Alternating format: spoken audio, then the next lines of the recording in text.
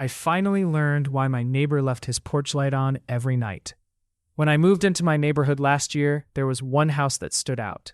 Every single night, without fail, the porch light stayed on. Rain, snow, even holidays. And once during a power outage, it still came back and kept glowing. The man who lived there was quiet, late 60s maybe. We'd wave when we crossed paths, but that was it. Then I started noticing something else. Wrong Amazon packages. Several times, boxes ended up on his porch that clearly weren't his. One night around 11 p.m., I got home from work and saw another one. It wasn't mine, so I walked over. I knocked, and he opened the door almost immediately, like he'd been waiting. He smiled, thanked me, and looked past me toward my house. "You work late?" he asked. I said, "Yeah, usually." He nodded. "Drive safe." That was the whole conversation. A few weeks later, it happened again. Wrong package, same thing.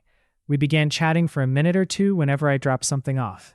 He never invited me inside, but he seemed genuinely happy to have someone knock. So one evening I finally asked, "Why don't you ever turn off your porch light?" He went quiet. Then he said, "My wife used to leave it on whenever I worked nights. I thought it was just a habit after she passed." But then he told me she had Alzheimer's and she'd been living in memory care for nearly 3 years. Before things got really bad, she made him promise one thing: if I ever forget where home is, leave the porch light on. For some reason, that promise hit me hard.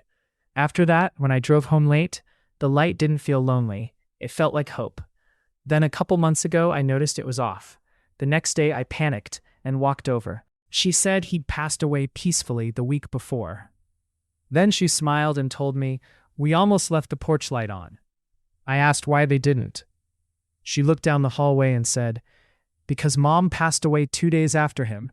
She kept asking staff when she could go home.